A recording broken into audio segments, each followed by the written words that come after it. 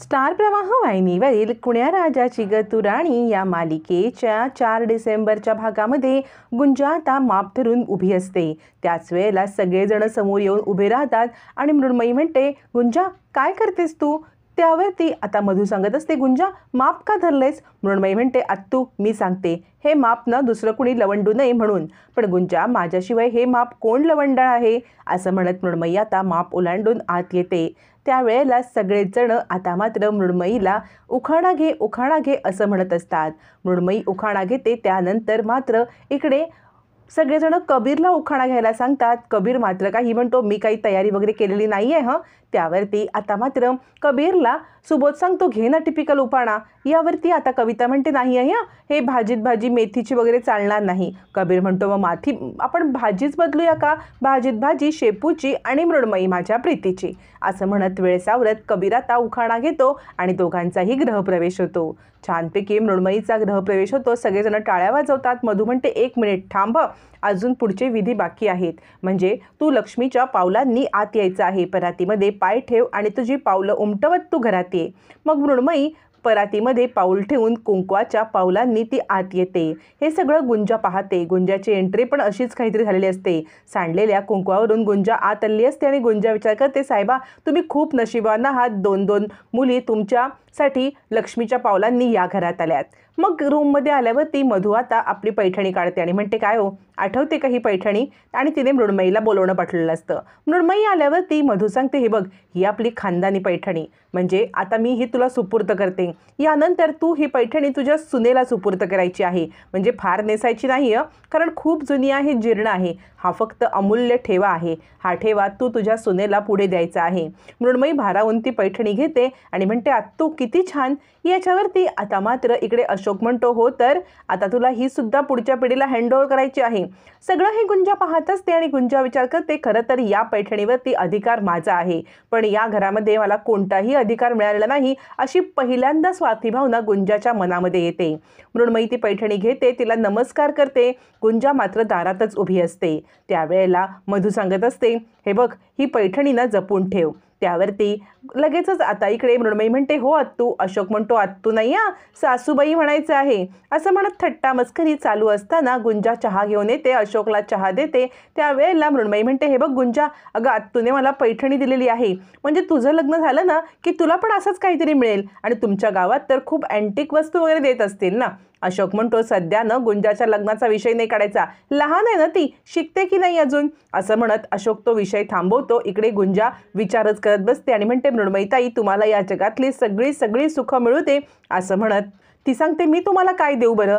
त्यावरती इकडे मृण्मयी म्हणते, तू मला आयुष्यातला खूप अमूल्य ठेवा दिलेला आहेस, तू मला कुंकू दिलेस, तू मला चुडा मेहंदी हळद हे सगळं तुझ्यामुळे आहे गुंजा, तू अजून मला काय ग देणार? असं म्हणत मृण्मयी आता गुंजाचे आभार मानत असते, कारण कबीरला खूप मोठ्या संकटातून गुंजानेच वाचवलेलं असतं। मृण्मयी गुंजाचे आभार मानते, तिला मिठी मारते। तोपर्यंत इकडे कबीर अस्वस्थ असतो। तो विचार करत असतो, काय घडते हे माझ्यासोबत? म्हणजे आज माझं मृण्मयीसोबत लग्न झालंय, पण या सगळ्यामध्ये मी खुश का नाही आहे? माझ्या मनामध्ये एक वेगळाच असंकोच आहे किंवा एक वेगळीच भीती मला वाटत आहे। काय आहे हे सगळं? असा विचार करत कबीर स्वतःशीच विचार करत असतो, मी मृण्मयीसाठी आत्तापर्यंत असलेल्या सगळ्या गाठी ह्या तोडून टाकीन, नको असलेल्या सगळ्या गाठी तोडून मी मृण्मयीचा होण्याचा नक्की प्रयत्न करेन। असा कबीर विचार करत असताना अशोक येतो आणि म्हणतो, काय झालं? यावरती कबीर सांगतो, काही नाही, मनामध्ये एक विचित्र अशी भावना येत आहे। त्यावरती अशोक म्हणतो, हे बघ होतं असं, म्हणजे ज्या वेळेला आपल्याला असं कधीतरी वाटतं ना तेव्हा विचार करायचा, लग्न ही एक जबाबदारी आहे। म्हणजे आपण विचार करत असू किंवा नसू तरीसुद्धा देवाने लग्नाच्या गाठी बांधलेल्या असतात आणि या गाठी मात्र आपल्याला निभवायच्या असतात। आपण कितीही म्हटलं ना या गाठी तोडायच्या, तरी सुद्धा या गाठी तोडणं आपल्याला शक्य नसतं। असं म्हणत एक प्रकारे अशोक आता कबीरला त्याच्या पहिल्या लग्नाची आठवण करून देत असतो। कबीरला गुंजासोबत झालेलं लग्न आठवत असतं आणि जर लग्नाच्या गाठी ह्या स्वर्गात बनतात तर आपली गुंजासोबत गाठ पण देवानेच बांधले का? आणि त्यानंतर आपण गुंजासोबत जे वागतोय ते सगळं कबीरला आठवतं आणि कबीर अस्वस्थ होतो। त्यावेळेला अशोक सांगत असतो, हे बघ कोणत्याही प्रकारचा मनात शंका न ठेवता तुला जे काही वाटतं ना ते बोल आणि या सगळ्यामुळे तुला तुझ्या आयुष्यामध्ये पुढे जाण्यासाठी मदत होईल. लग्न ही एक जबाबदारी न समजता प्रेम आणि ही अशी भावना लक्षात ठेव. गुंजा दारात येऊन उभी राहते. अशोक म्हणतो, काय ग गुंजा, कुणाला बोलायला आलेस? गुंजा म्हणते, मी साहेबांना बोलवायला आले होते. त्यावरती आता मात्र अशोक निघून जातो आणि कबीर म्हणतो, तुला काय गरज आहे इकडे येण्याची? तुला सांगितले ना इकडे जास्त येत जाऊ नकोस म्हणून. हे बघ, मला तुझ्याशी काही बोलायचं नाही. आणि तो गुंजाला तिकडून परतवून लावतो आणि तो विचार करतो, आज काहीही झालं ना तरी सुद्धा मी सगळी जुनी नाती तोडून माझ्या मृण्मयीसोबत नव्याने नातं सुरू करण्याचा विचार करणार. गुंजा आता किचनमध्ये येते आणि तिला ताप आलेला असतो. मधू येते आणि म्हणते, काय ग गुंजा, लक्ष कुठे आहे? दूध चाललंय आणि तुला ताप आलाय का? जा बरं तू आराम कर.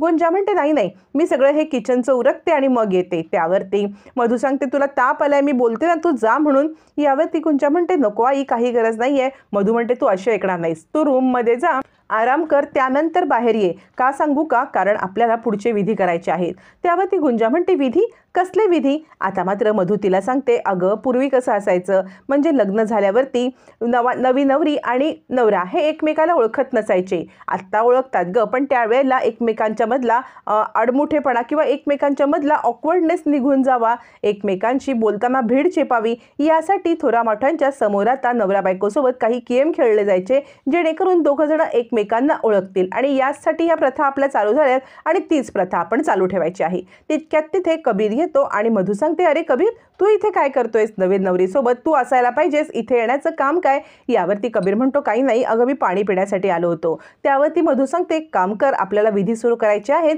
तू ये बरं तिकडे. असं म्हणत मधू आता कबीरला निरोप देऊन निघून जाते. गुंजा विचार करते, कसले विधी आणि काय? थोरा मोठ्यांसमोर मिठ्या मारतात आणि आता हे कसले विधी भीड चेपण्याचे, असा विचार करत असताना कबीर तिच्याकडे बघतो आणि म्हणतो, काय डोक्यात काय चाललंय तुझ्या? आणि मगाशी रूममध्ये का आली होतीस बरं मला काही सांगायला? यावरती गुंजा म्हणते, साहेबा, आता तुमचं लग्न झालंय, तुम्ही इथे माझ्यासोबत बोलत थांबू नका. कबीर म्हणतो, हे बघे, मला काय तुझ्याशी बोलण्यात स्वारस्य नाहीये, पण एक लक्षात ठेव, तुझ्या डोक्यात काही चाललं असेल आणि त्याच्यामुळे तू उगाचच काहीतरी वेडावाकडं करणार असशील तर गाठ मात्र माझ्याशी आहे. डोक्यात काही आलं असेल तर ते काढून टाक. यावरती गुंजा म्हणते, काही नाही. कबीर म्हणतो, मग मगाशी माझ्या रूममध्ये का बरं आली होतीस? यावरती गुंजा सांगते, काही नाही, मी तुम्हाला बोलायलाच आले होते. कबीर म्हणतो, हे बघ, तू त्या सत्यादाला आणि तुझ्या आईला इथे का बरं बोलवून घेतलंस? यावरती गुंजा सांगते, मी तुमची शपथ घेऊन सांगेन, मी सत्यादा आणि आईला इकडे बोलवलेलं नाहीये. कबीर म्हणतोय, बघे, माझी शपथ वगैरे घेण्याची काही गरज नाहीये. हा, मी काही तुझा कुंकवाचा धनी वगैरे नाहीये. तू उगाचच जाता येता मला कुंकवाचा धनी नि माझी शपथ नि हे नि ते करत बसू नकोस. कबीर गुंजावरती खूप चिडतो, आरडाओरडा करतो आणि आता गुंजाला वाईट वाटतं. त्यानंतर सगळे विधी लग्नाचे चालू असतात. त्यावेळेला पाण्यामधून अंगठी काढणं हा विधी चालू असताना इकडे आता गुंजाचा हात पण त्या पाण्यातच असतो. गुंजा, मृण्मयी आणि कबीर या तिघांचेही हात पाण्यात असतात. त्यावेळेला गुंजा सांगत असते, कुणालाही अंगठी मिळू दे, पण साहेबाच्या मनाची राणी मात्र, असं म्हणत ती आता कबीरकडे पाहते. सगळेच जण गुंजाकडे पाहतात की नक्की काय चाललंय. आता गुंजाने का बरं त्या ह्याच्यामध्ये हात घातला असेल आणि मृण्मयीला हे ऑकवर्ड वाटतं.